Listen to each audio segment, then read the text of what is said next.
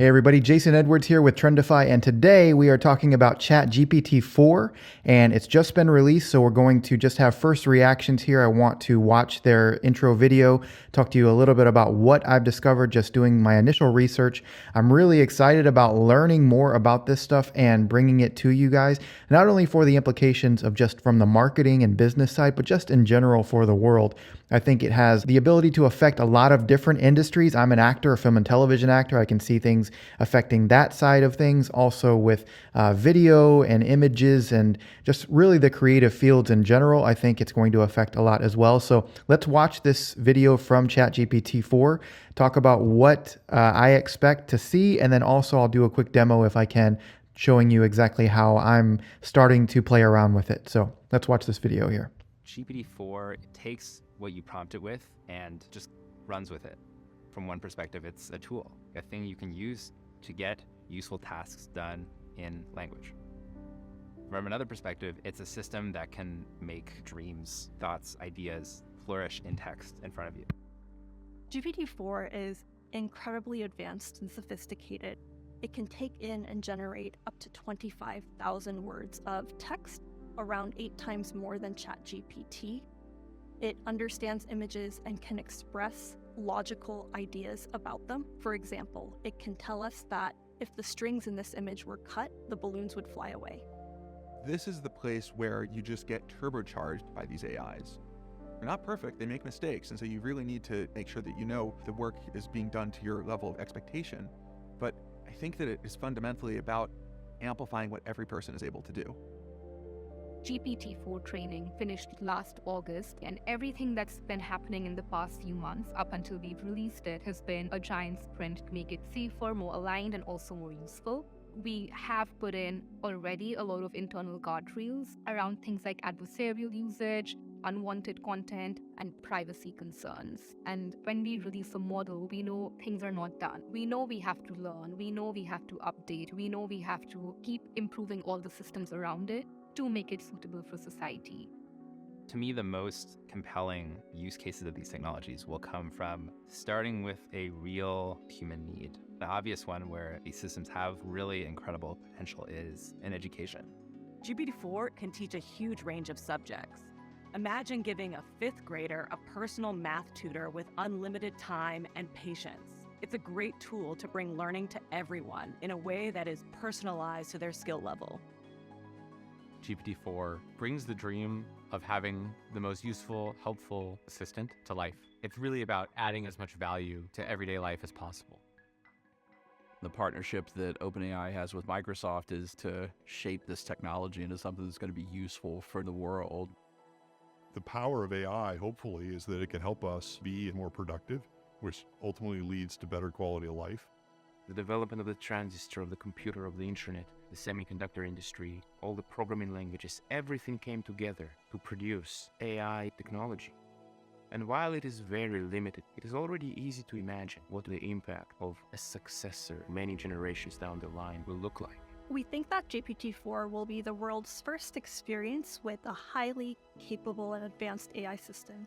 So we really care about this model being useful to everyone, not just the early adopters or people very close to technology. So it is really important to us that as many people as possible participate so that we can learn more about how it can be helpful to everyone.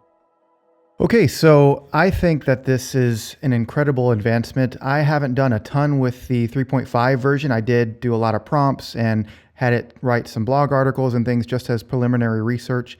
And I've used it a good bit, but now I'm seeing how much more advanced this is. And some of the main features that I've seen that are advanced, and let's just look at the website here. This is at openai.com/product/GPT-4. I'll link it down in the description, but let's just look at a little bit of the initial feedback here on the site, and then I'll actually log in. I have access to it, so I'll actually do some demos and play around with it some more on this video too.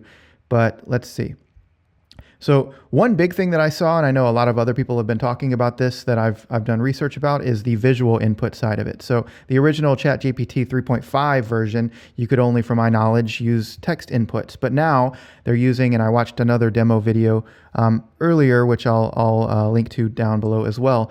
but they actually showed the ability to input images and get feedback from those images. So look at this example. It says input, what can you make with these ingredients? And then it's a picture of some eggs, some flour, some butter, and some milk. And then look at the output. It says there are many options for what you can make these ingredients, some possibilities: pancakes, crepes, French toast, omelets, quiche, custard or pudding, muffins or bread, cookies or biscuits. These are just a few examples. So a lot of times when we see these things, we think, oh, it's just general knowledge, or maybe your mind is blown, but I really just see this as just the tip of the iceberg and how fast things are advancing and how we can use this technology once it improves to do so many things that are just menial tasks or things that people maybe spend an entire day to research. Now, with just writing out a prompt, writing out a sentence, writing out some input, you can get great feedback as a good seed level of research, or writing a blog post, or even, as I said, I'm in film and television, even writing the outlines of a script or writing an entire script one day. You know, who knows where this will go, but I want to be on the cutting edge of this. I want to do as much research as I can and continue to bring you info about this. I love talking about media, marketing, and how you can make money online. So those three things combined, I think OpenAI and what they're doing here, and with GPT-4 right now, and there's a lot of other AI tools that I've been researching that I want to talk to you about as well, with video and just really cool, crazy stuff that I want to be, again, on the cutting edge of. So another big thing that I saw a lot of people commenting about was the input level of 25,000 words. I think that used to be a bottleneck for a lot of people. 25,000 words is a lot. I think that it'll only get bigger and bigger. And so we'll play around with some of the imaging today and see what we can do with this. But I like this visual input thing we talked about earlier. And then let's see if there's anything else of note to talk about. And if not, we'll get over to our demo here. So it looks like it's been taking tests as well and doing extremely well. Uniform bar exam, 90th percentile. And then biology Olympiad, 99th percentile, which is really cool. So they spent 6 months working on this. I think they said in the video that they had been training it up to August of last year. So that's interesting. I assume that's when the cutoff date for the input of the information is. But as I said, this is kind of a first draft. I plan on doing way more videos, way more in depth and way more researched, but I just wanted to get kind of first takes on this. So let's pause for a second, then I'll actually open up ChatGPT and play around with version 4 and show you what it does and what I can do with it. Okay, we're back, and here we are in ChatGPT 4, and I've been playing around with it, trying to duplicate some things that I found on the home screen, one of which I wanted to use that ingredients list and see if I could pull in an image and ask them what I could create from a list of ingredients or images of ingredients. So I tried this, and let me kind of show you what happened here. So I went with this one here, and I just took a link here, copy link address. And then I go back here and I said, can you tell me what I could make with these ingredients? And then I listed the URL of the image. Said, I'm sorry, I cannot view URLs directly. However, if you provide me a list of ingredients, I would be happy to tell you, come up with some recipes for you. So I was disappointed. I was like, I thought this was going to work. But I found out that it's still not quite out of, not ready yet. This company, Be My Eyes, they've been working with exclusively, and I did find that through this developer live stream that I'll link to below as well, which I'm going to talk about a bit today. I also want to do a quick little demo on ChatGPT-4 and show you, so I'll talk some about this in a moment. But let's go back here. So we can't do this, but what I did find that was fun, and what I think is interesting about this new version, and maybe those of you who were using 3.5 for a long time are going to say this is nothing new, but I thought it was really cool. And some things that they demoed in this developer live stream was just the ability to be even more creative with your inputs and your requests from ChatGPT-4. So you can have it write a poem and all the letters start with A, or you can have it really, instead of just direct input in and get direct input out, you can start having it cross-reference what are the similarities between these 5 articles or these 3 articles. So I thought that was pretty cool. But just for fun, because I talk a lot about HighLevel on my channel as well, I thought it'd be cool to have it write a poem about HighLevel and why you should create a SaaS with it. So can you write me a poem about why people should use Go HighLevel to create their SaaS company?